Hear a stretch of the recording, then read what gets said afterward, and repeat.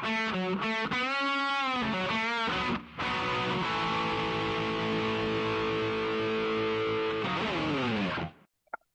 to the OFX podcast. I'm Dave Claxton. Along with me is the skillful slayer of skeptical sleds, Bethany McChesney. What do you I want to did not start? play the skeptical sled though. What do you want to talk about?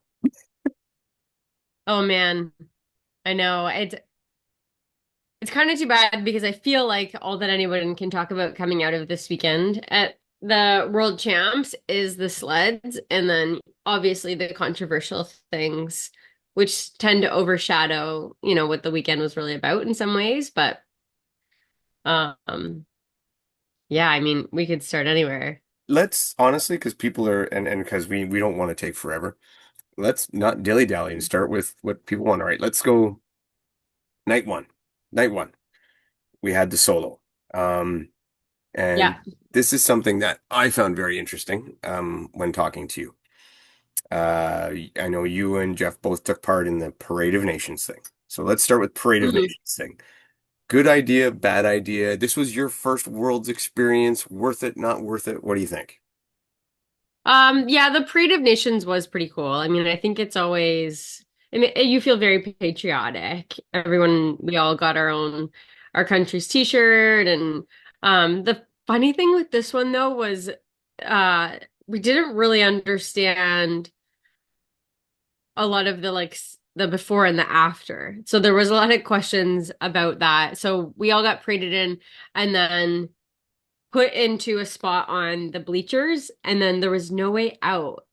And it was still an hour and a half until the Elite 15 races. So I think their idea was that everyone was just going to wait there.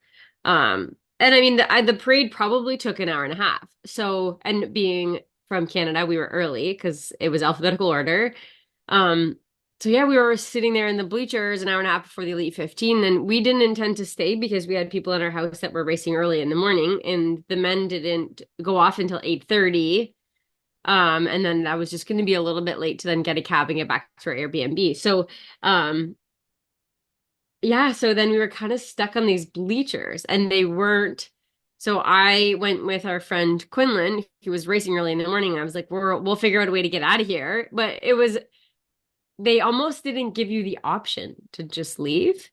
So they wouldn't let us out one way. They like closed the gate on us and they were like, no, no, no, you can't leave. But we're like, well, what do you mean we can't leave? Like, this is really, we race in the morning early. And so anyways, we kind of snuck out the back, which felt like we were breaking rules, but like we didn't intend to stay.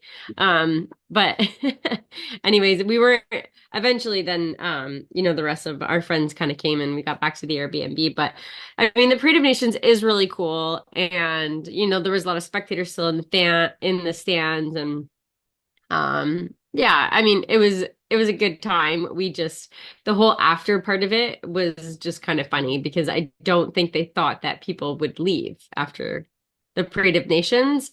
Um, so yeah, we kind of had to sneak a little bit around the back of the stands in order to get out and hopped a barrier and My first gripe about that the Parade of Nations Day at night is that I think it's all a bit too it's a bit too late, right? Like you say, if you guys are racing in the morning, you don't want to be there watching races start at 8:30 at night,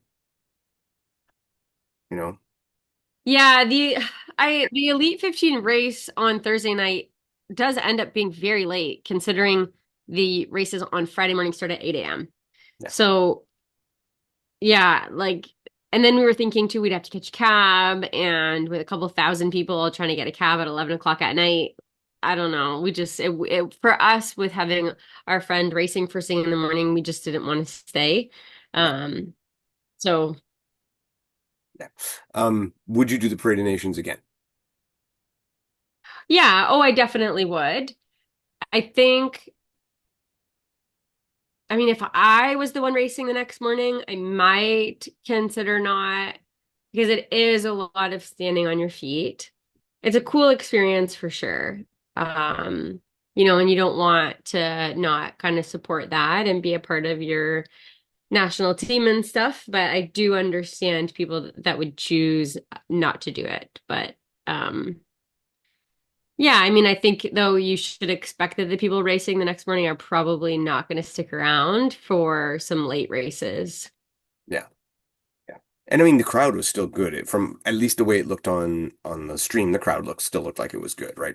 I do know a lot of people did similar to you, but I think the crowd still looked good. Um, Mm. Races itself on Thursday night. Um, my first takeaway, and I guess did we start with the men's or the women's? The men's first? I mean, the women happened first. The women happened first. Okay, we'll start with the women. Um, Question one.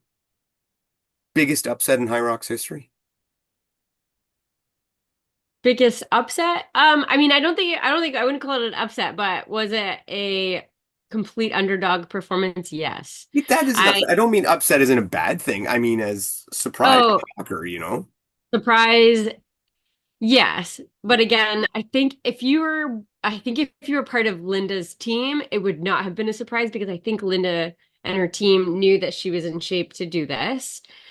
And again, being around High Rocks for long enough, it's not like Linda Myers is ever out of the question Yes. to be in the top three in contention in any race she lines up in. She's always a player, and she does do a really good job of showing up when it counts. Um, so in that sense, it's not like it's a complete surprise, like if we had a rookie out leading the race. But yeah, I don't know too many people that maybe necessarily had said Linda Myers is winning this year. I mean, it wasn't really what I had heard talked about. You kind of have your Lauren Weeks and Joanna, and then I do know after that we were talking about some rookies like Sinead and Lucy who have been showing really good promise. So again, I would never count Linda out, but I don't know if necessarily she was in much of the conversation to be winning the race. No, I don't think so either. And in hindsight, we're morons. Like it's Yeah, and like that's you kind of said, how I felt when I saw her taking it out. I was like, of course she is. yeah. Like, Eh, eh, yeah, like it's just like you said, before Joanna showed up on the scene, it was Megan Lauren and then there was Linda. yeah. And that's who it was. And Linda is one of the few people, maybe one of the only people who has a win over both Lauren and Meg. And she did have the world record at one point. Yeah, exactly. So for us to discount her, and maybe it's because she is so kind of quiet and understated and doesn't make all that noise, doesn't make a lot of noise. So we kind of, you know, think, oh, well, maybe she's not ready. Maybe she's not hyped. Maybe she doesn't have that killer instinct. And clearly she is fitter than ever because that is far and away the best race I've ever seen Linda run. Like she was just cooking, you know. Yeah. She knew what she was doing from the start to the finish, exactly what she was doing. And Mhm. I'm super happy for her. Always seemed like a great person. So, Mhm. good for Hyrox too to get a champion like that. Lauren obviously was the odds-on favorite. Mhm. What do you think happened that, and I don't want to say that caused her not to win because I don't want to take anything away from Linda. Linda just ran a great race, but I also don't think it was Lauren's best race. What do you think maybe was the reasoning behind that? So it did seem like, I mean, all the talk this weekend was about the sleds. So if it was a sled thing, Lauren definitely fell behind on her sled pull. That is where Linda overtook them. Mhm. So did Lauren get a bad sled, a slower lane? That's possible. Um, and that's kind of what it seemed like and I mean, Lauren, even we saw last year, the sled stations are not her best. She fell behind last year at the sled push, maybe also got a bad lane. I don't know if sleds are her bad luck, but it seemed like her sleds just were not moving like some of the other girls. So Linda did overtake the field on the sled pole. Um, yeah, and then Linda really extended her gap on the burpees. So, and I mean, that one's not. equipment dependent. So I'm not saying Lauren didn't win because of the sleds, but it was definitely where some separation started. Well, I will say I think she didn't win because of the sleds. Now, do I think it was because she got a bad sled or just because it was such a hard sled work on her? I can't prove either way. I will say that what I did notice over the entire weekend was that anyone who came into the sleds first suffered. It's like that first lane seemed to be a tough one. And I'm trying to think in my head if I saw anybody over the whole week on the live streams who came into that sled and did not lose ground. And I can't think of anyone. Yeah, and there was a point in the weekend where they had closed the first few lanes. Yeah, that was later in the week. Yeah. Yeah, but the elite carpet was different, but it wasn't even the carpet. From what I understand, it was the sleds. See, So, that's what Hyrox says, but I don't buy it. no? Well, here's my thing, and this is like I'm a guy who works with metal all day, right? And in my head, and maybe I'm wrong, right? Maybe an engineer can straighten me out and fix me out and great, but like literally I grind steel all day. This is what I do. The more it gets worn down, the smoother it gets, the more it slides, Hmm. right? It's not like it So old sleds should move faster. in my mind, yes. Hmm.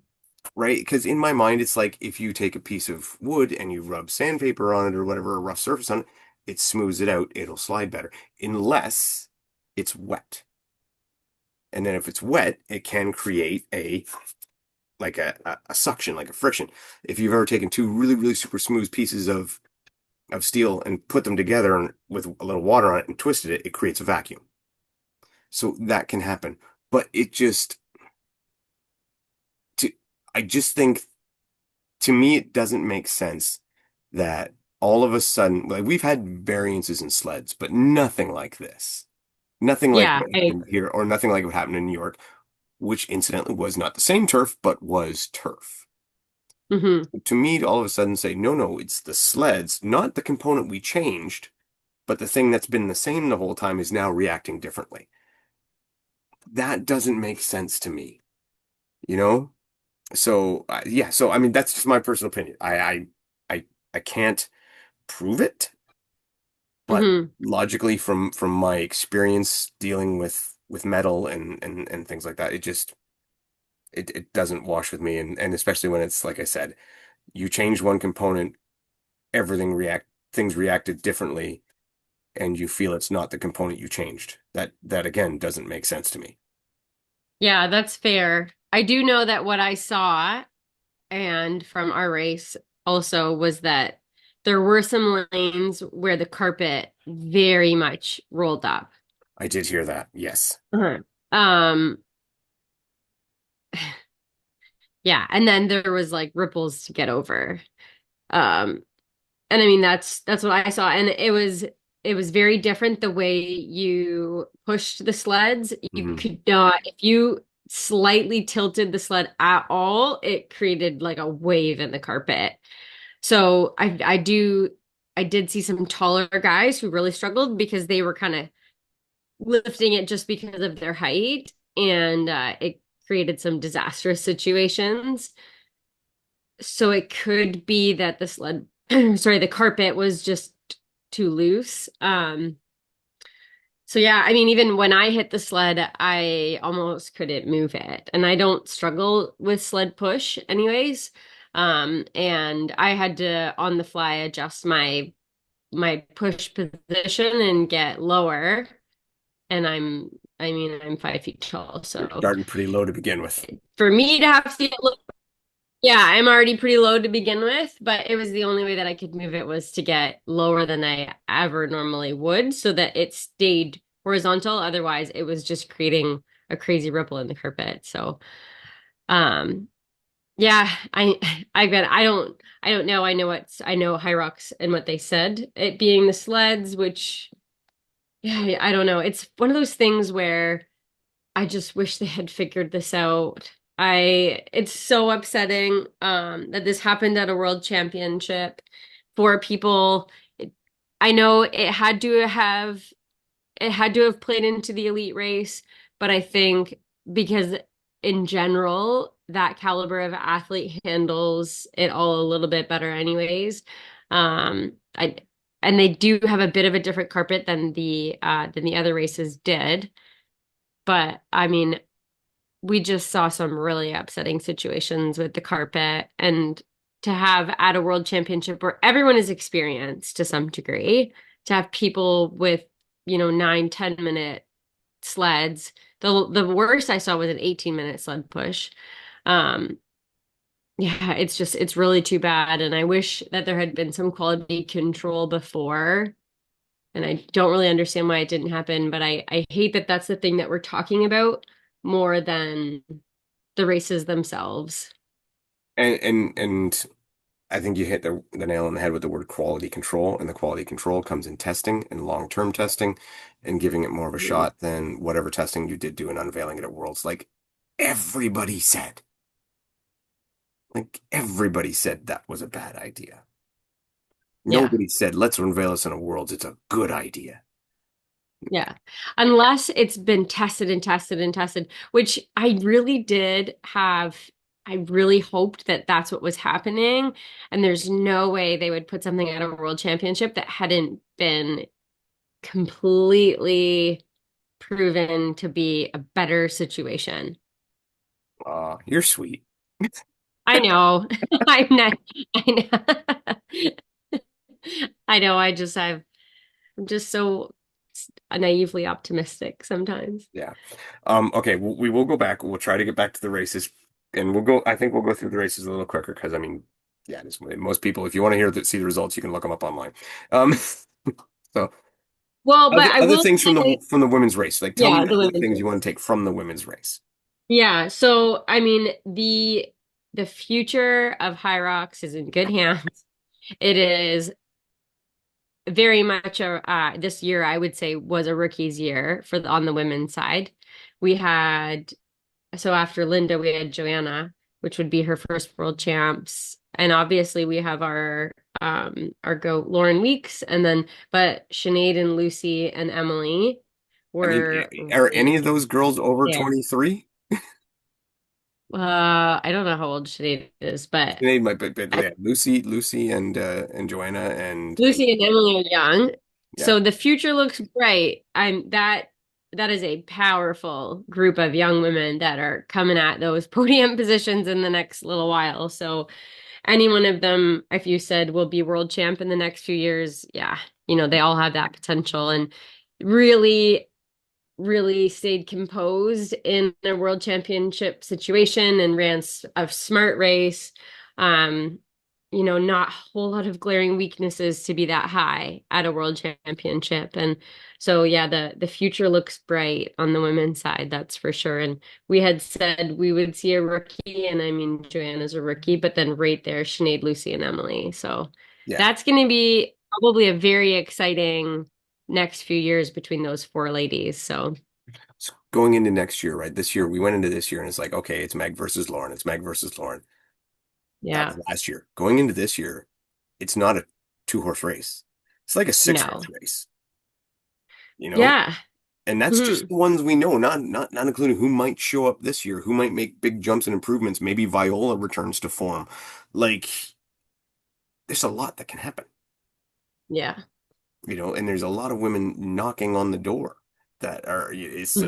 it's Well, even look at some of the world champs in age divisions. Like we have Morgan, who Morgan's been at the top of the Hyrox world before too.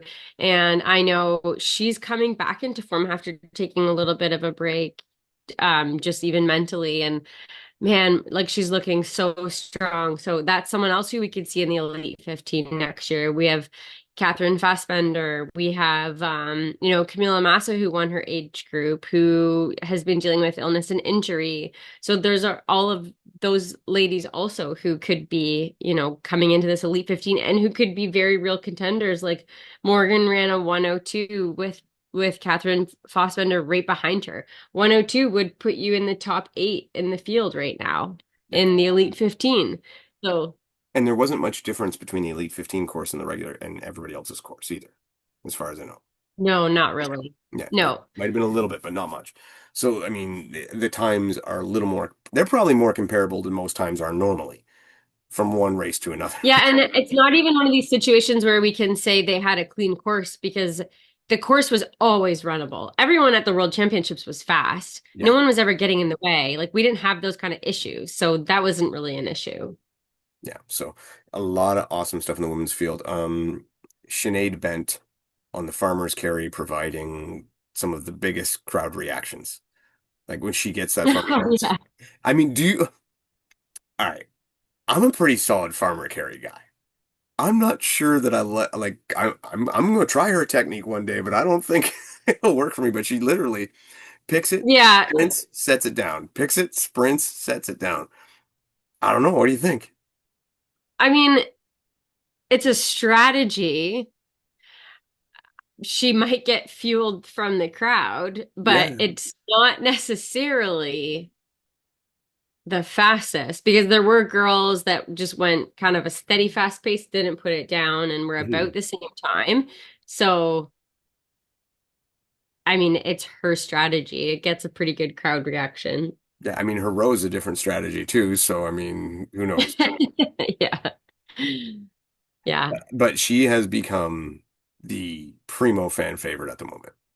Like Hmm. she is the Hyrox darling, and you know what? I get it. She's charming. She's entertaining. She's got some personality. I Hmm. understand it. I hope that she continues her ascent. You know, I think it's nothing but good. Yeah. And I do think that she has the potential to be in that top three, absolutely. So, the running is at the top Yeah. of the field. So Well, and we just said getting everything together. yeah, we said beforehand she was one of the hardest people to pick where she was going to come because it was I think Hmm. it's a bit of a wild card. And anyway, so I will say on my race pick'ems that I did on Race Brain and Hybrid Fitness Media, I did have her in the top five. So Yeah. kudos for me. I still did shit on the picks, but you know, I had that one. Yeah, I don't think a lot of people necessarily picked our winners, but No, I mean, I had Lauren to win by a long shot. mhm. But like to say, that's why they run the race and it's run on the floor and not on paper or whatever they say. Usually that's Yeah, hockey games yeah. played on the ice, not on paper. Um, Mhm. but yeah, so other than that, from the women's solo race, any other big takeaways? Um, no, I mean it was great to see a German and to change up last year we had three Americans and this year we have three different flags. So, I mean, that was pretty good to see too. This is since the first year, actually, this is the second time that there's been a German that has won it. So, being a sport that came out of Germany, I think that was pretty exciting for them. Yeah. And I didn't think we should say this too. I don't think enough people are talking about Joanna. And yes, she did not win, but what she did do was live up to expectations. And for a rookie going into world championships to do that is fantastic. And yeah, she deserves all the credit in the world. She put in a hell of a race as well, right? Yeah, Like, and she did fall behind at one point, and we weren't necessarily sure if she would get herself back in there, but she did. So, yeah, she actually pulled out what a Lauren Weeks did. She hmm. took off and ran back in, and I think she was amazing. I was very impressed. Um, Hmm. and from that, I remember when I watched it, I just said that was a great race. I really Yeah, enjoyed it was very. Mhm. really enjoyed it. And and I said this on the live show. My takeaway after that race was that's great. And the biggest thing that really I'll take away was, oh my God, thank God the counters didn't play a role. Like the Yes, it did wall not. ball counters. I was like, Yeah. oh, great, they worked. Fantastic. I was so happy about that. All right. Hmm. So we went on to the men's race where I would say an upset, not as big as the other one, but still an upset. And again, I had Tim Vinish in my top five, Hmm. but it was like fourth or fifth. And I think this. much like Linda, was the best race Tim's ever won or run. Yeah, we've seen Tim back in form this year, and he's definitely been putting it out there. I mean, we saw him take out a couple races and not necessarily put the whole race together, but it's definitely been something that has been coming for him. So Tim Vinage was second to Hunter in 2022, 2023. So he's also someone, and then he was injured for two world champs. Um, so again, people might not necessarily remember Tim as always kind of being there too. Like this is something that I really liked about this World Champs too is, Linda and Tim have been around Hyrox since its inception. And they've had their ups and downs, and this year was their year. And it shows too that in sports like this, it takes a while sometimes to really get it right. And there are tough years in the middle, and then you sometimes for whatever the way things work, 1 year is just your year. And this is what it was for Linda and Tim, who've been around this sport since, I mean, 2018, before it even came to North America. They've been racing high rock. So it's so great for them to see them actually put it together at a world championship. Is Tim the Ryan Kempson of Hyrox? What I mean by that is Yeah. Ryan Kempson would run out, lead until he blew up. Run out, lead until he blew up. And it's like he slowly got further and further and further in the race. And Tim has done this a lot too. And now he finally ran it, led it, and was able to hold on. Yeah, then I guess so. It's kind of a little bit Steve Prefontaine of him. And I mean, Because I think it takes guts. It takes guts to run that race. and he went out with Hunter and JK. Oh yeah. Um, and he skied with them. So I think when we saw Tim still in the top after sleds, that's when I was like, oh man, that's it. Tim's ski was good. Tim's row impressed me more. Yep. You know, He Tim rode with being a little more of a slight guy compared to some of these other guys, and rowing exceptionally well, and rowing like faster than Hunter, faster than these big guys. He did amazing, and he just ran such a solid race, and he was just doing it was his time. And what I liked about both him and Linda is, and you said it was their time, they got their win and stuff. It's not like they did it in a weak field. They did it in the strongest field ever. hmm So, I hmm mean, there's no in these races to me, I mean, I like to think that there's not an exclamation or an asterisk or whatever. And just that they were good. And again, I left that race after watching it going, that was great. hmm Um, other takeaways. Hunter returned to form, getting second place. I'm going to say honestly, I was surprised. Well, I mean, we said if Hunter won or if Hunter came ninth, we wouldn't be surprised. Yeah, I know I said it, but in reality, I thought he'd come closer to ninth. So I'm calling myself out for it and saying what I really thought, and I was really wrong.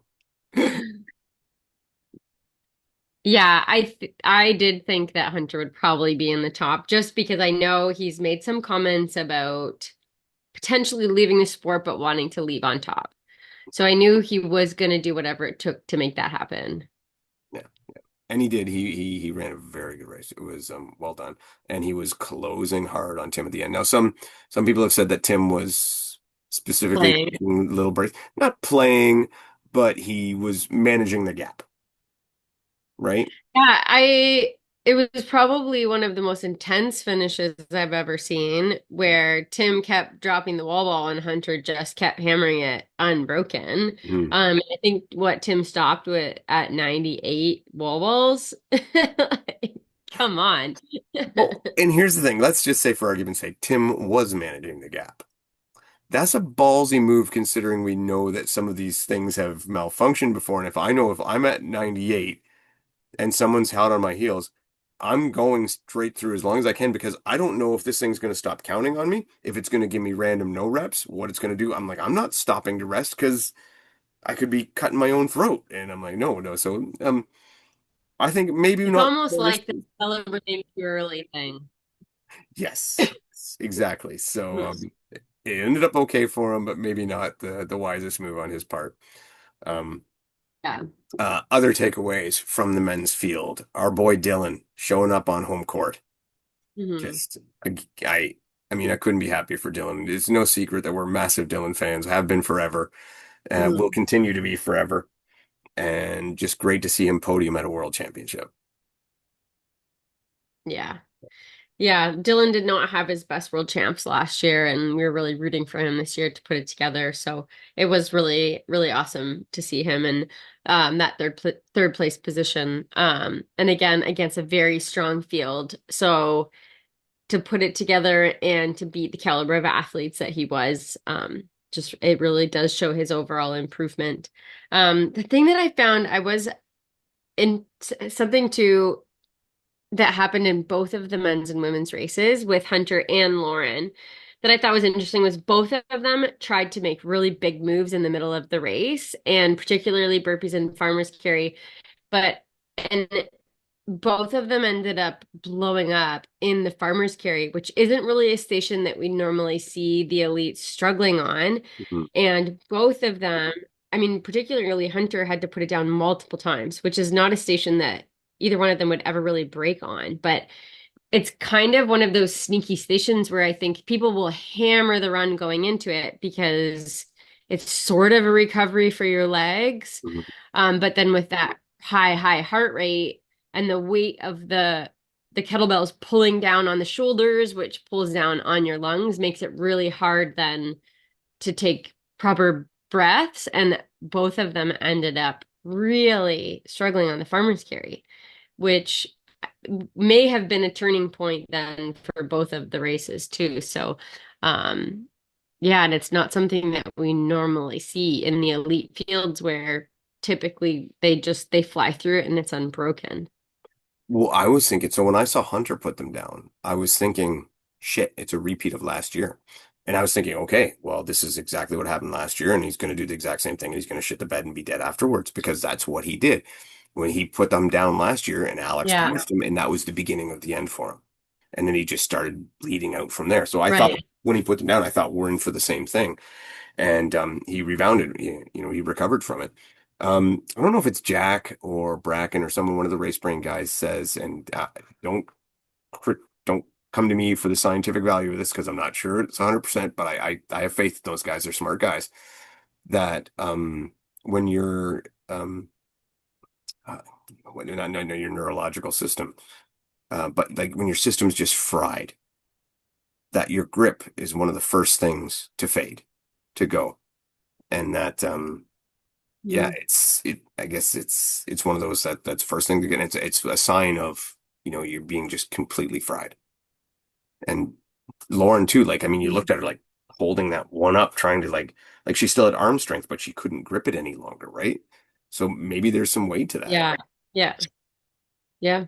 So I mean, that's what it looked like for sure. yeah, I mean, but yeah, um, exciting stuff from there, and just then and like I said, Hunter recovered and went back on literally on the hunt to try to run down um Tim on Wall. So it's an impressive recovery. Anybody else in Mhm. the men's field jump out to you or anything else strike you as surprising or impressive or less impressive?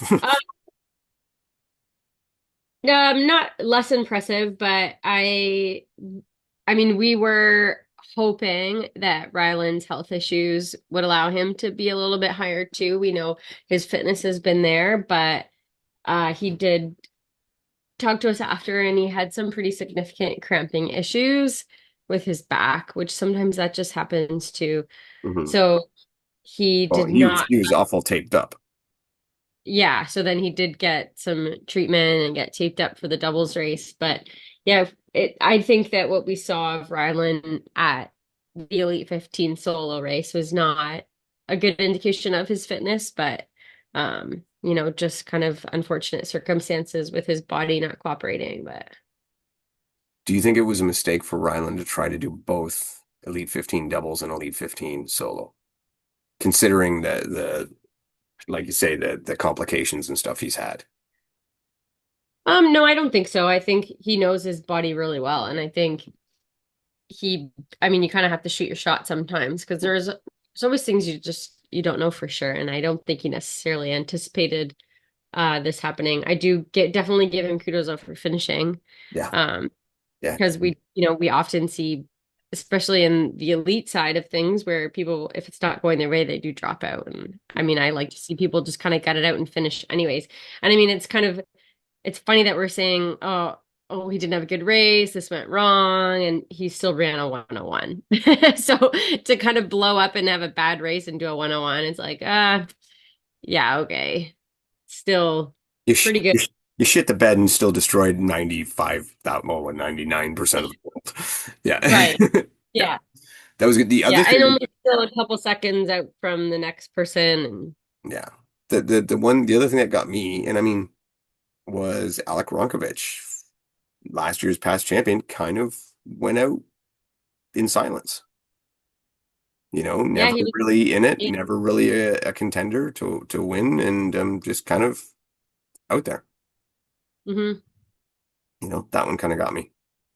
Yeah. And And I mean, the criticism with his strategy was more that he just was under raced and hasn't gone to the well in a while, which there's always a fine balance with that, with racing too much and racing too little, and just kind of finding what works best for you. So, yeah, it was that for him. And yeah, other than that, I mean, it was a big race. It was a good race. Rich Ryan, he struggled with his strategy, didn't quite play out the way he had hoped, but he took a shot. He went for it, and maybe that wasn't the best strategy for him, but he decided to give it a crack, and it didn't work out. Um, JK, who I say was the odds-on favorite to win, a little bit rough, and I know he says the sleds weren't an issue, but I sure look back in hindsight, and I'm not calling JK a liar by any stretch, but I'm saying I do not agree with him, and I think the sleds were definitely an issue for him, and I think he got a bad draw. so he said he did not want to blame the sled. Hmm. Which is He classy. said, yeah, yeah. He said I was just not strong enough to move the sled that I got. So, Okay, this is which could also be a roundabout way of saying. slight detour here. Slight detour here. There are people in line online, and I'm seeing this, and they're saying stuff like, "Oh, if you get a harder sled, you should have just trained harder," or this or that, and all this stuff. And I want to say to those people, bull fucking shit. Because if you came to a running, they're like, oh, you get what you get, and you got to adapt. You got to do this. You got to this. If you trained harder, and I think even James Hall had one. I mean, if you were stronger, and I'm like, no, that's not it. And they're like, sports isn't always fair. Again, no, that's not it.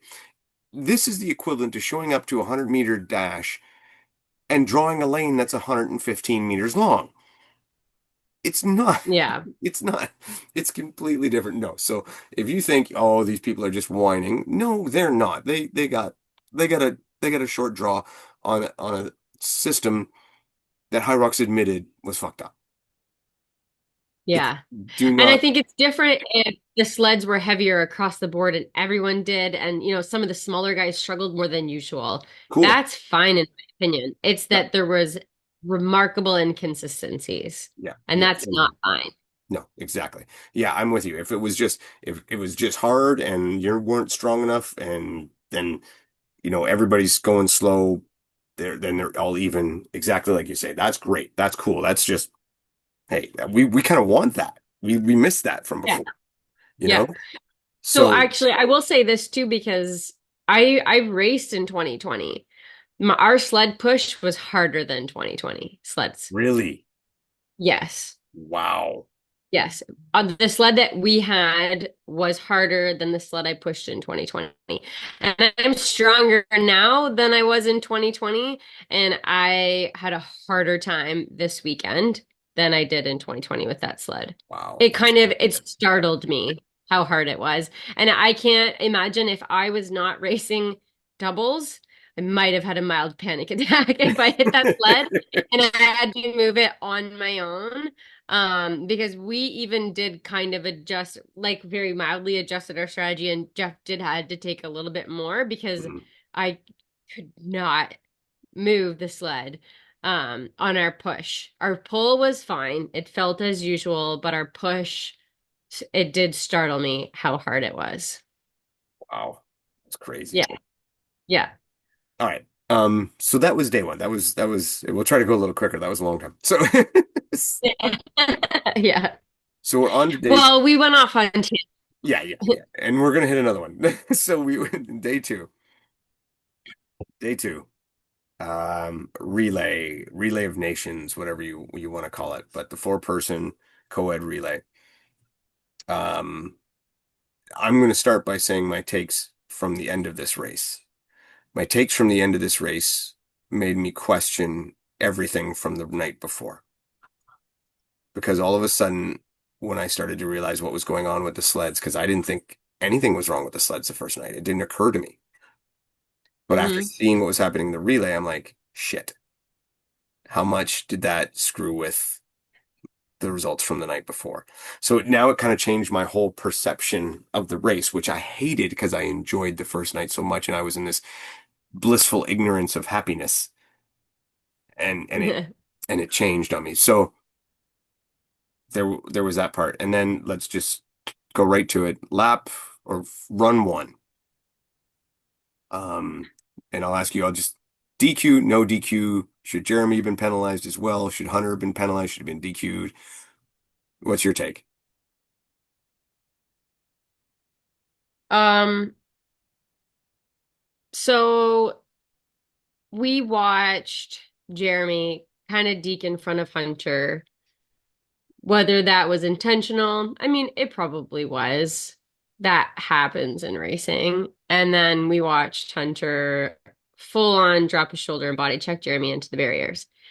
Um, and right away we said that better be a DQ. Jeremy was fine, thank goodness. Jeremy is a bigger guy than Hunter, thank goodness. Because if that was someone smaller, like if that was a Tim Vinich, he could have been very hurt. So thankfully, no one was really hurt by it. But all along, we said the right thing for Hyrox to do is either, and I mean, there are a lot of outcomes that they could have done, but there had to be a consequence for it.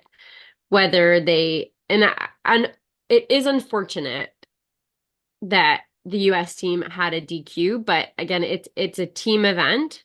Hunter is one of four on the team. So if you DQ Hunter, the team therefore has a DQ. It was a very exciting race after that, and I really do feel for his teammates who all competed after that and, maxed themselves out for the team, and they all still had races after the fact and, took stuff out of their body in order to still perform. And I know that they know that that happened immediately, but chose to run the race anyways, knowing there could be consequences after. But yeah, I do think that Hyrox made the right move. They in order to create legitimacy, also we have to maintain certain standards with sportsmanship. Because I think in on the flip side, if they did nothing and they said, Hunter was antagonized, therefore we're gonna let this go, I think then what we would start to see is people would emulate. And then when they got upset in a race, when someone was in the fast lane and shouldn't be, then we're dealing with a way bigger issue. And all of a sudden, Hyrox is starting to become a full contact sport. And I think that makes it way worse, super dangerous. And I think we're just fortunate in this situation that no one got hurt, but something absolutely had to be done in order to take the stance that this is just unacceptable. Um, in sport and in it's unsportsmanlike. And I know, I've seen statements too from Jeremy and Hunter being like, we're okay, we're still cool, it's all fine. And I've seen people say too that Jeremy should have had something, and I don't necessarily disagree that he should. The thing is though with racing is there is a certain amount of jostling that does just happen. And even on the track, sometimes there's boxing in that happens. But to intentionally hit someone and like full body contact, that just can't happen. Um, so I do think they made the right decision. They could have even taken it further, I would say, to intentionally penalize just Hunter and, suspend him from a major. Um, I mean, there was even talk of that he should be fined, because he did cost his team money, and that's where I do feel bad for his teammates who lost out on $4,000 a piece. Yeah, maybe he should have been fined 16 grand. Yeah, and people say this because I think they're like, oh, Hunter always talks about how he doesn't race for the money, therefore he should pay up. But again, if you're gonna do something, we have to stop thinking about it as Hunter and like if it was any other athlete, because most athletes aren't just going to be able to pay up $16,000. No, no, no. So, And I don't think a financial fine was the right answer there.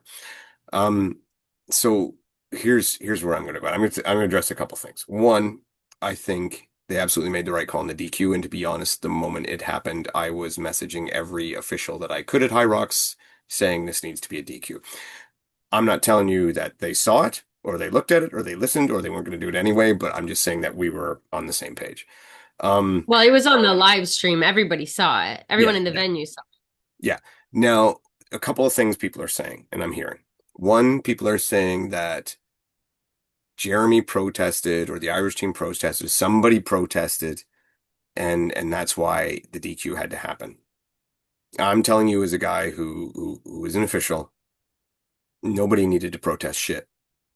That's an unsportsmanlike thing. It's an unsafe act. You don't need a protest to do it.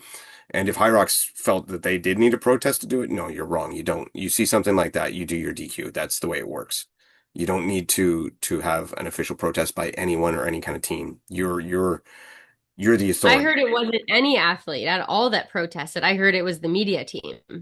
Again, so but yeah, possibly. Either way, you don't need it. As an official, you see that that's an unsafe act. It's endangering another athlete. Yeah, you don't have to wait and see if an athlete's going to protest. No, and to be perfectly honest, here is the one mistake Hyrox made. I would have pulled him off course. As soon as I saw it or saw it, it would have been no, you're done. So this is where as an athlete, I wish something happened sooner because again, those other three athletes continued to race. And I think Vivian might be the only one who didn't have a race after that, but the other athletes still had to take something out of their body in order to finish that race. But again, I do understand them not doing it immediately because they wanted to review the whole situation and not make an in the moment call.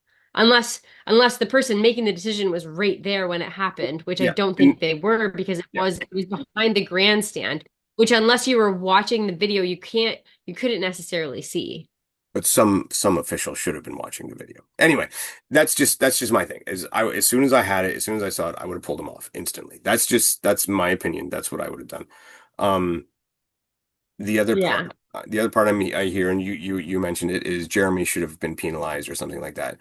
And I'm like you, I'm not gonna say I'm not gonna argue with that because I don't know. But I will say from my perspective, and being the only thing I could see was that video, Jeremy was definitely blocking, maybe impeding. And is that worthy of a penalty? Possibly, especially if there was more before that, which I haven't seen. So I'm going to defer to the people that were on site that actually saw firsthand what happened and go with them. But from what I saw, you possibly could have gave him a penalty, but I don't think you could have DQ'd him, as some people are saying you should have DQ'd him for instigating it. From what I saw, there's not enough evidence for me to do that. Maybe other people saw more, and in that case, they have more information, and they could be right. So I'll go with that. Um, Now I'll address idiots online.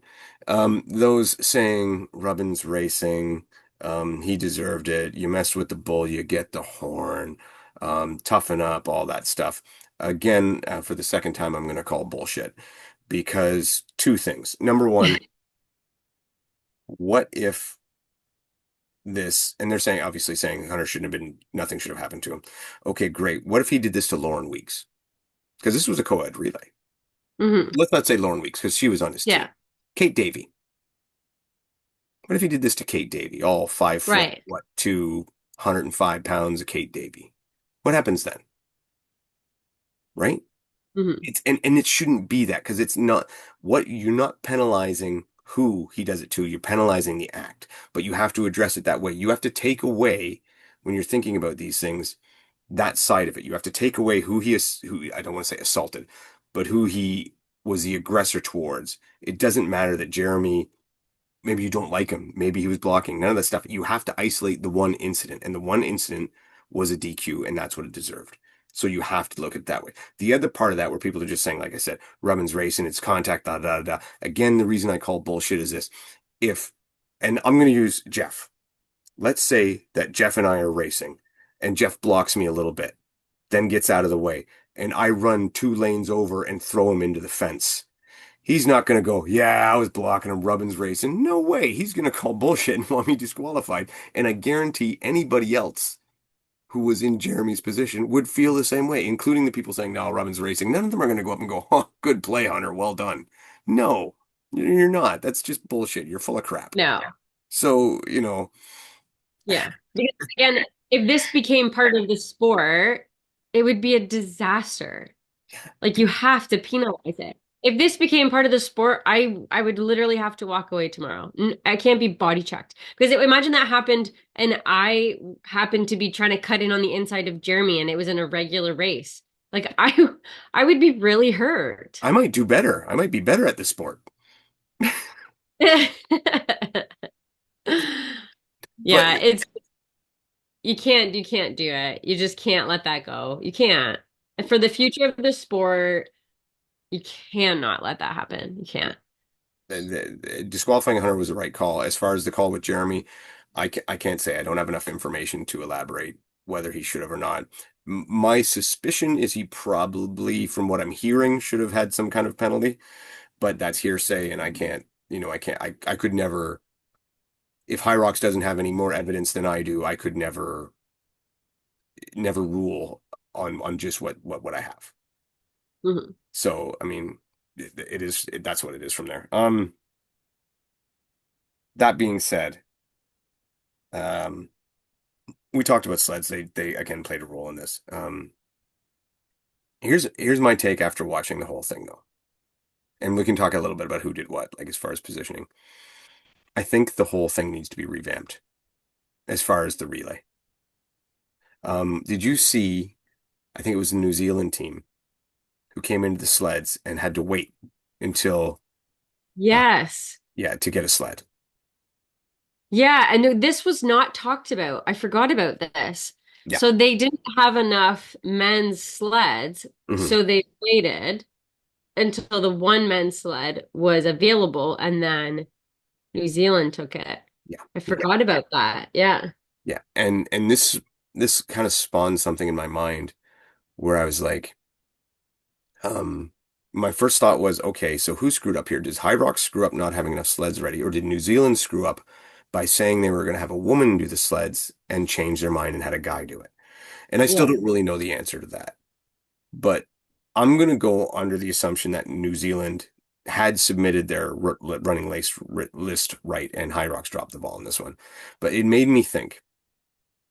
I think what they should do is revamp this and make it like the doubles, like the race you raced, where everybody does the men's open weights.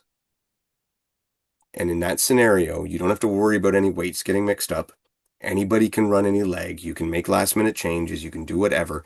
And it completely alters the strategy of the race. And I think for the better. Because right now, you almost have typecast as to who does what. Women do the sleds, the men do the machines, the women do the wall balls, and it goes like that. But if you start making everybody do open men's weights, all of a sudden things change, right? You have more strategy in it. You might want a woman on one of the ergs because you might need the dudes to do the sleds. You know, you might want a guy on the farmer's carry.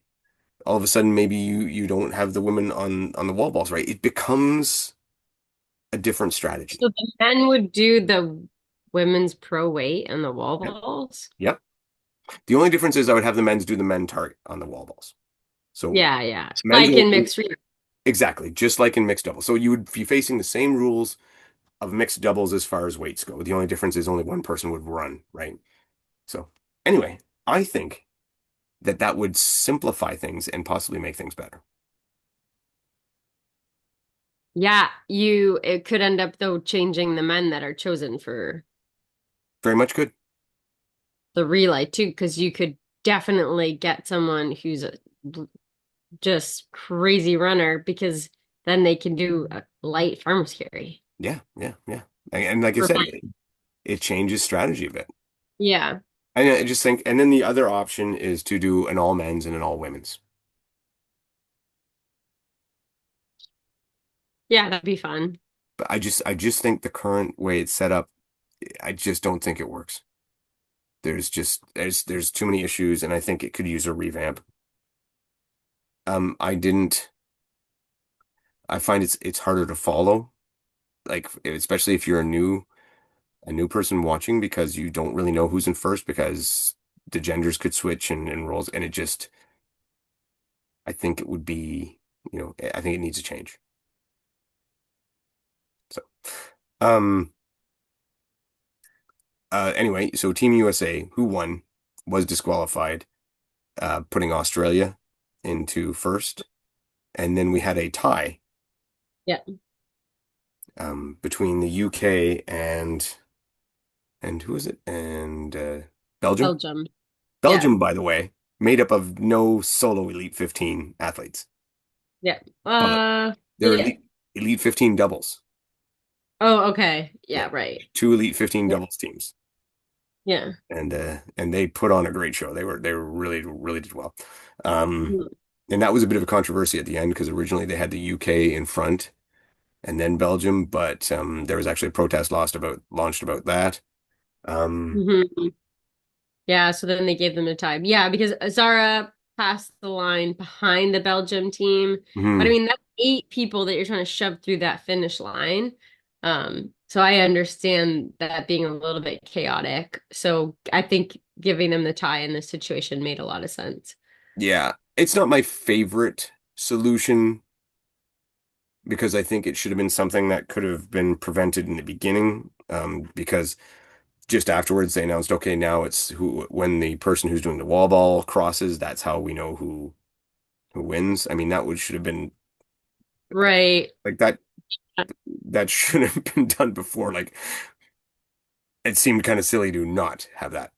Um. So anyway, so it's not my favorite solution, but given the circumstances, I'm okay with it. It is what it is. So that was it. Anything else from the relay that you want to mention? Well, our Canadian team came fifth, Yes, thank you, thank you. Yeah, that's right. An awesome which effort, is, hmm and that was their goal, top five. Yeah. It took a DQ to get it, but we got it. Yeah. That's okay. That happens. Yeah, they had a really good run, and Maria, who had struggled on the wall balls the day before, ended up going unbroken and Yeah. redeeming herself. I know she said she felt much better about her effort in the relay on the wall balls. So Yeah. so that was good. For sake of time, you ready to talk about the doubles? Yeah.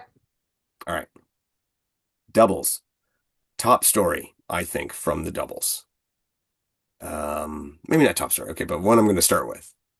The again odds-on favorite for the men, Rich Ryan and Paleo dropping Yeah. out. early in the race. Paleo having Achilles tendinopathy issues, I believe they said. Yeah, all that I heard was like calf issues, but then I did see him in crutches later, so probably Achilles. Yeah, yeah. So really sad for those guys. They had put a lot in this. Rich even deferred being on Team USA and Paleo on Team Spain so that they could focus on this doubles race and to have that happen. I feel gutted for them. Yeah. Um, that's a tough one. But still a great doubles race, and I mean it's Tim's weekend. Yeah, Tim with another world championship with Janik Zapla. So this yeah, it was definitely the weekend of Tim. Tiny Tim is a world champ. Yeah, double world champ. Redemption for Ryan Kent and Rylan Shadag. I would say. I mean, I know that they almost seem well, I'm gonna say almost they seem disappointed after, but quite frankly, I think they should be delighted. Like considering the year both those guys had, and they came back and they were monsters. Yeah, I They think were the one only stage away. disappointment yeah, was that they got out wall balled. Like really out wall balled by the Spanish team. I don't know if I've ever seen a male do wall balls as fast as one of the Spanish guys. I They don't know switched. them. I heard this on Race Brain. They switched twice and did a 303. Yeah, honestly, the cadence of their wall balls was like nothing I have ever seen. Like it'd be like Miriam von Rohr's wall balls, where like you can't even fathom how fast they were going, and it was probably even faster than Miriam does them. And Yeah, two small athletes who we didn't even really notice much in the race until wall balls, and then it was like, oh my gosh, they were double timing Ryland's wall balls and Ryan Kent's wall balls. Yeah, and then they beat them by 26 seconds. they were fantastic, and it shouldn't be surprised. They won the Paris race on a very stacked field, and they came in strong. They came in hot. These guys are real. They're legit. I want to watch their wobbles because, to be honest, and when I watched it live, I didn't see it because I guess I was probably very focused on Rylan and Ryan, and I'm gonna play Homer. I was really rooting for those guys, so I Yeah. didn't really catch the Spanish team. But my question is, to do it that fast. You've got to almost be in a full squat before the ball gets down. Like gravity only goes so quick. Yeah, so they caught it at the bottom and then back up. Caught it at the bottom, back up. It's almost cheating. Like, because you're missing half of the weighted No, squat. it's not. I think it, I know it's I, not. It's not yeah. cheating. But I'm like, it's, yeah, like, wow, it's just amazing. It was, what if you could squat and get back up in time before it gets there? Can you just catch it and throw it? Oh, I feel like that would hurt. Like the impact of like shooting up as it's coming down. I don't know, but I mean, we were saying, imagine having that weapon in your back pocket, being like, they have a 30-second gap. It's fine. Yeah. Yeah, I can cool. do wobble in Cool. 3 minutes. Yeah, talk about not don't guys you don't manage the gap against. Like Yeah. Yeah. so that was amazing. Another good race, but again, like I said, going into it and through the weekend, anybody who came into those sleds first lost time on Yeah. and look and then in the middle. Now, granted, I'm gonna say Marcus Wallace and Dawson Miller, they're great sled pushers, right? They're Yeah. great on the sled, but they were in the middle, which is where some of the faster sleds were. And they Yeah. like, went from like eighth to first or second or something like that, Yes. you know? And Dawson, or sorry, Marcus said on Race Brain, one of the easiest sleds he's ever pushed. Uh, yeah. Well, And that they flew with the sled. yes, they flew like full sprint. So, I mean, granted, like I said, these are big boys, big, strong boys, and they go fast Yeah. with any sled, but still, Two of the bigger guys in the field for sure. possibly the biggest team in the field. Like, actually, I think it was height wise and weight wise. Yeah. Yeah. So, but like he's done lots of races and has lots of other sleds to compare it to, and he's like, this was the fastest sled. Like, and then everybody else is like, these are horrible sleds, just kind of emphasizing the inconsistency. Yeah. So, they ended up wow, they had a pretty good middle and then dropped off at the end. I think just the sheer pace of the run just caught up with them. Yeah. but good guys. Again, like I say, you Tim Yannick, and then the Spaniards and Ryland still grabbing that third. It was very exciting. Anything else from the men's that caught you? It was great to see Grayson Kilgore and Colin Steefer get the roll down into this one. Colin is a Call little, Colin yeah, and Steeper. yeah, Colin is the king of the roll down too. But yeah, it was just so great to see them in that field too. So two really great athletes, great people. So The only thing I felt for him is I know like I think Colin ran earlier in the day and Grayson definitely ran earlier in the day and had to deal with that. So that was they were sledding uphill to begin with. yeah, and Grayson earlier that day did the a head-to-head specific time special slot with Tia Mm. and James Newberry. So he did race, yeah, with him and Katie. All right. The women's. Let's go to the women's side. Hmm. And again, officiating playing a role. So let's start without the officiating with our youngins, our rookies, Sinead and Lucy Proctor looking absolutely monstrous. Wow. Yeah, so strong, man. And they're running. They looked untouchable. And the station work, like flying through some of them. Burpees, farmer's carry, holding their own on the ergs. I would still say the ergs would be where, I mean, if they needed to spend some time, it would be that. But yeah, wow. Lunges just flew on the stations. They looked that day just untouchable. So they did, and they had the Laurens hot on their heels. So it's not like they were, having an easy go. Lauren Griffith and Lauren Weeks chasing them very hard and a very good race back and forth. And so before we get to anything else, we'll see. I mean, you will notice that they crossed the line first, did Sinead and Lucy, but they didn't get the win because of 30 seconds in penalties. Yeah, so the first one I didn't see, and again, I no one would really necessarily see it if when you were watching it, but Sinead just she on the rower grabbed the handle before her second foot was in the foot strap, Yes. which is penalty. Um, and then she dropped the sandbag. Yes. And I'm not sure again if these were caught by the judges or the head officials or if there was a protest or what the scenario was.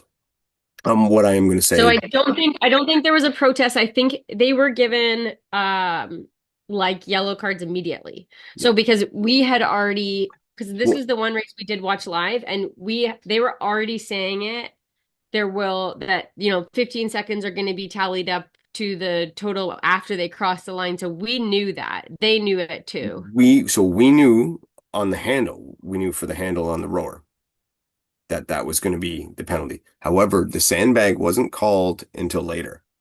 Well, And everybody saw the sandbag though. yes, So you have I saw it watch live too, and I'm like, she just fucking like I rewound it. I'm like, that hit the ground.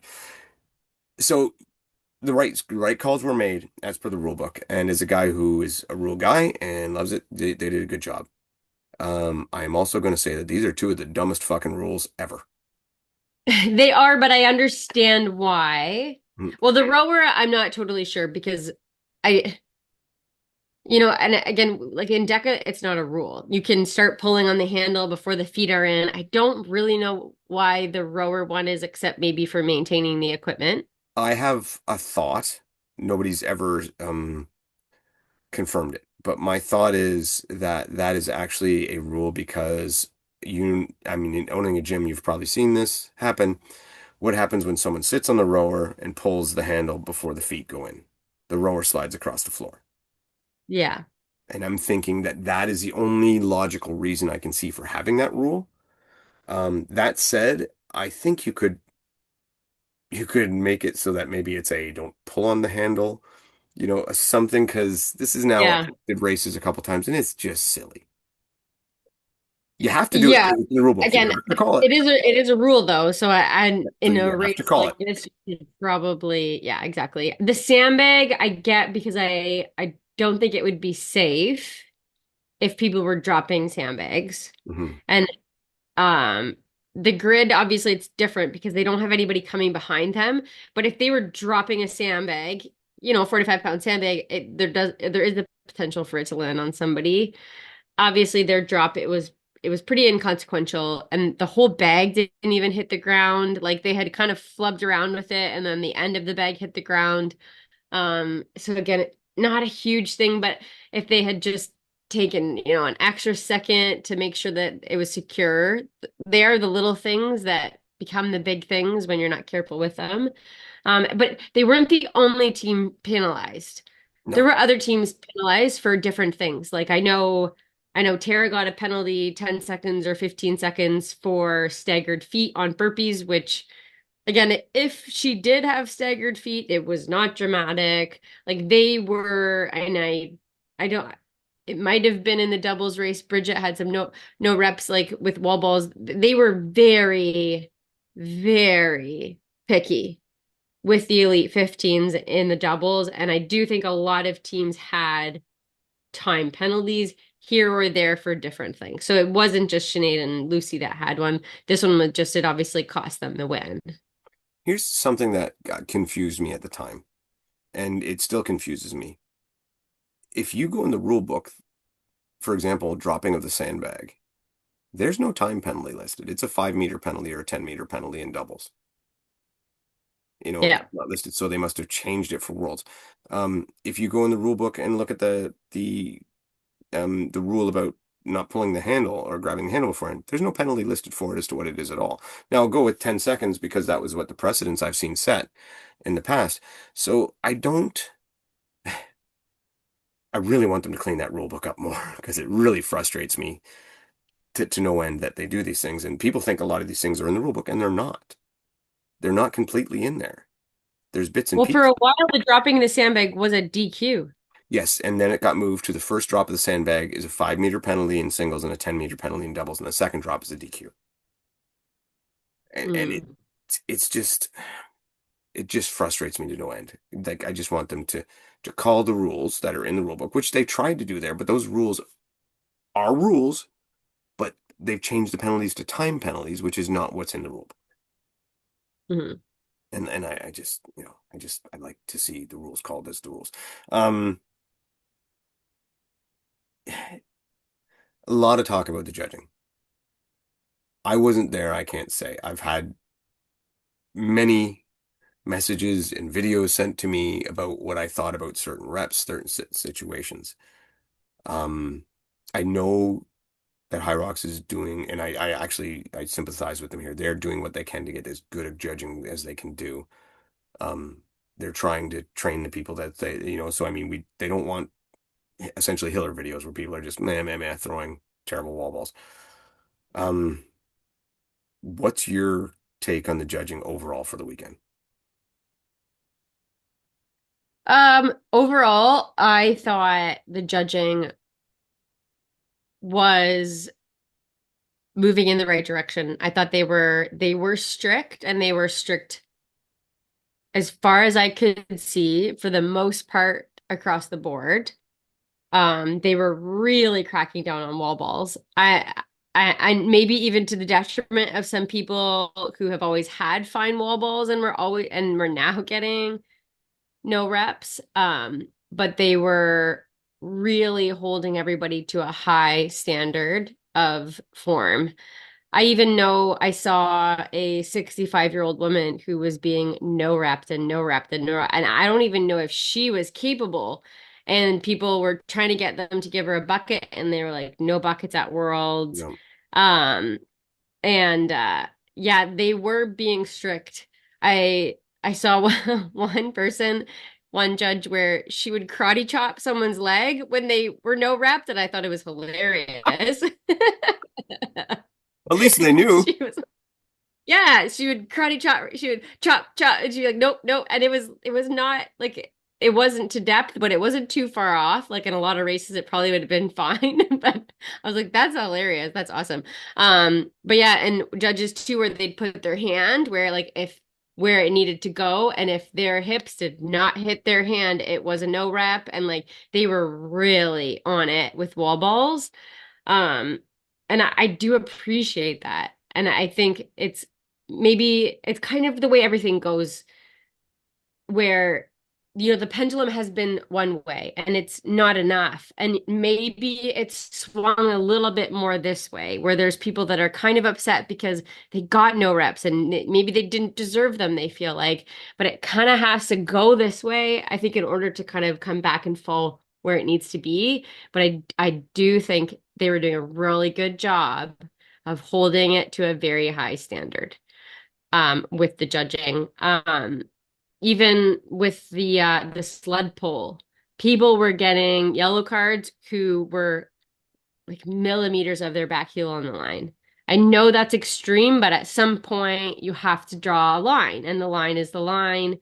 Um, so yeah, again, I do think the judging was generally very good this weekend. I didn't see anything that was like Hiller worthy videos of wobbles. It didn't. It just was not going to happen this weekend. It was like, it was their mission. Nothing that could be worthy of going on a Hiller video.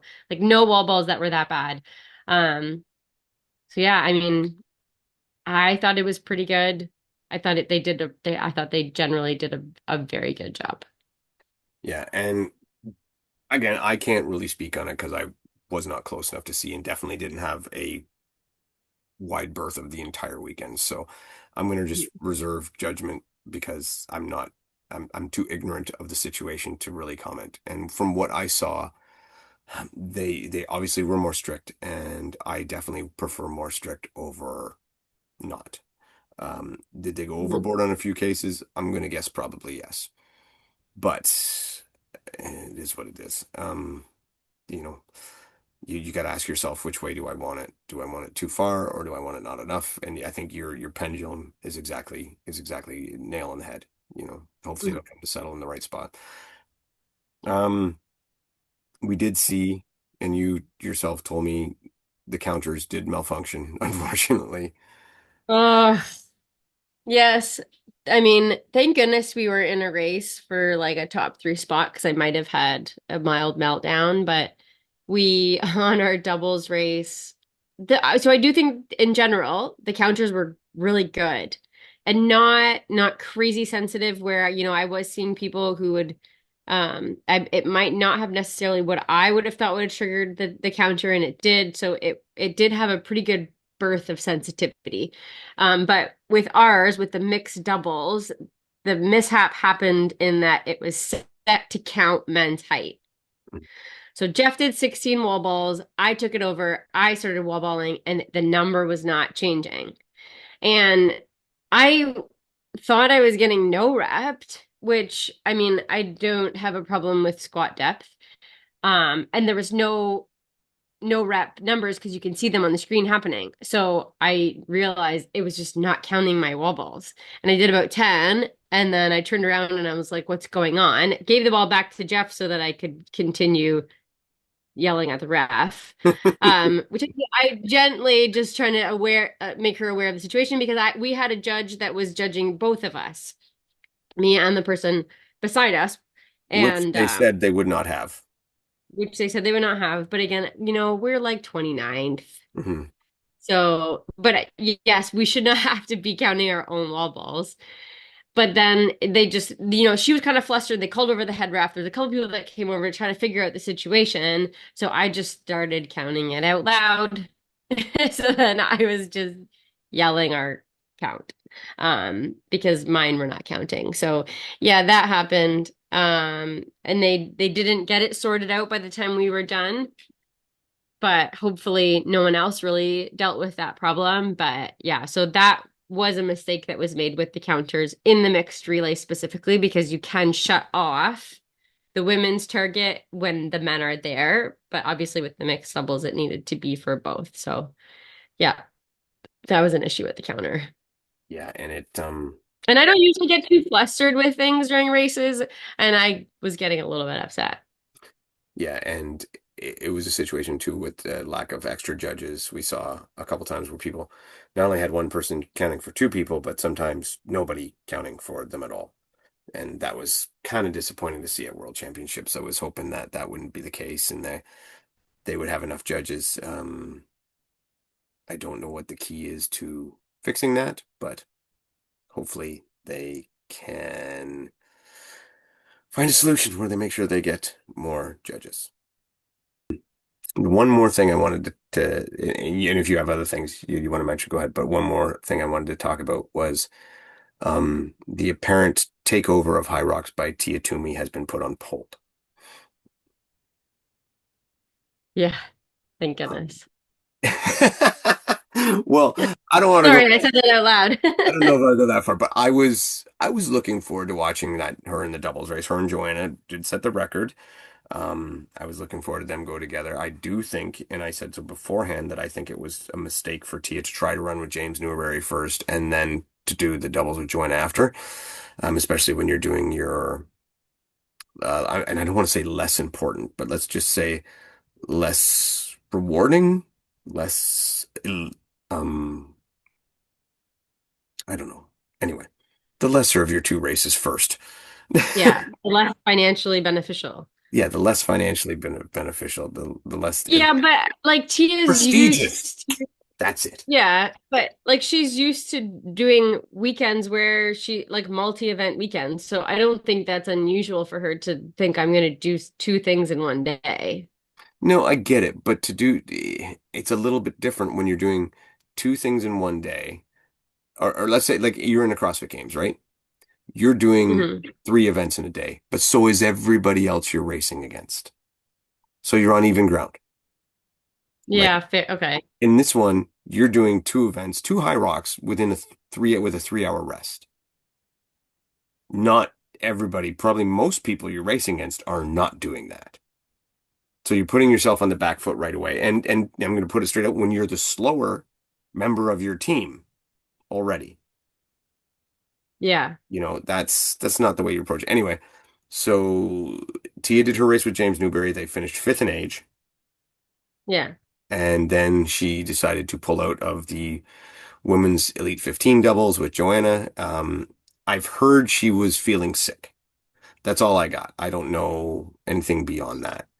Um, Yeah, and that was really, we'd only really heard that like 2 days later. Nothing was really said that day at all about why she was pulling out from it. So, and the interesting thing too, which I don't love it in general when anybody gets special treatment.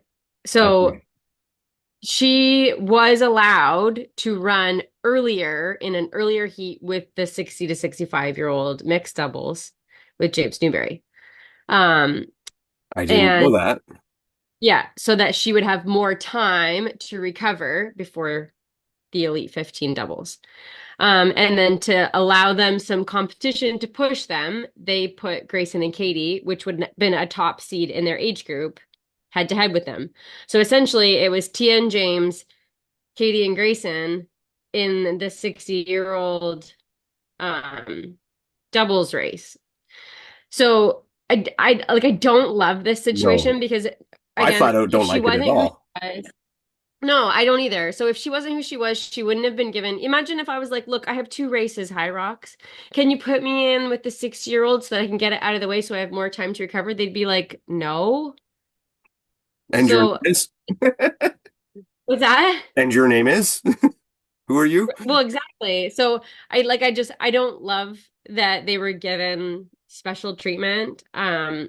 Anybody, I don't doesn't really matter to me who you are. So they were allowed the opportunity to run earlier to give Tia more time to recover, and then she pulls out. And I don't know when this was all decided, but I don't think, I mean, it kind of seemed to me like Grayson and Katie weren't necessarily given a whole lot of time before their race time also changed when they asked them to run earlier with them.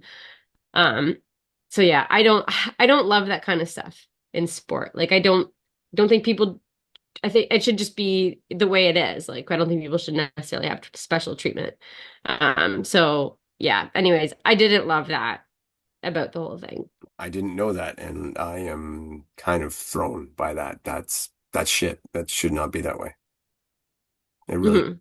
um, so disappointed by that. That's yeah, that's shit. I don't like that at all. So now I don't feel as bad. Hmm. Yeah. Yeah, And then she pulled out with no explanation. yeah. So not the proven takeover that we thought might happen and the hey, way to go. Tia is the champion. So and to be honest, James and Tia finished almost exactly where I figured they would finish. Just judging Hmm. the times. And so I mean they did what I figured they'd do. So wow. All right. Anything else you want to talk about for tonight? No, I mean it was a fantastic weekend as far as like the whole weekend in general. Hyrox did a phenomenal job. Crazy venue, great setup, loved the course. Everything was run relatively very smooth. Uh, yeah, just it was a great experience. So they announced it's in Sweden next year. Kind of a cool destination. We thought it would probably be back over in Europe. Yeah, So, and at a really cool venue. It's in the largest stadium in Sweden, the Strawberry something, fair enough. Strawberry Dome. I don't know, Strawberry something. But yeah, it looks like a really cool venue for next year. So if you can get into a High Rocks race and you qualify, have your sights set on Sweden. So they do a very good job at the World Champs. So two things I would say. One, nobody ever says, "Oh, I don't want to go to Sweden." So good choice. And two, somebody messaged me this. I can't remember who off the top of my head. Wouldn't the Sky Dome be an incredible place for Worlds? Open in good weather, close it if it's bad weather. That would be an. I I think that this place is like that too. think it's got a retractable roof. I think so. I think All right. so. And it had, yeah, I think so. Um, yeah, I mean, Toronto's terrible though for traffic and costs and finding place. Yeah. Ugh. But very convenient for us, but Yes. Yeah. that's about it. Yeah. You Yeah. can stay in your own bed. That's why you want it to be in Yeah, Toronto. exactly. Yeah. Yeah. Yeah. Exactly. So anyway, other than that, I'm good. I will say one more thing. Congrats to you and Jeff running at Worlds. That had to be awesome. You guys did awesome, amazing. Oh, one more thing. That and it did was wrong. Hyrox. Heather White is not an extra small for a shirt. Sorry. Um, there were some shirt issues apparently. Oh yeah, she got an extra. So, so, She so yeah, she was the only one that I heard about. yeah. So some Mhm. shirt issues. Um, yeah, yeah. So yeah, Beth, take us home. Let's get us out of here. Yeah, thanks so much, everyone. It was a long one, but there was a lot to talk about, a lot going on this weekend. So thanks everyone always for listening and congrats everyone that competed at the Hyrox World Championship. I hope you had a fantastic weekend like we did. And if you haven't had your High Rocks fill, remember head down to Windsor for the sim. Mhm.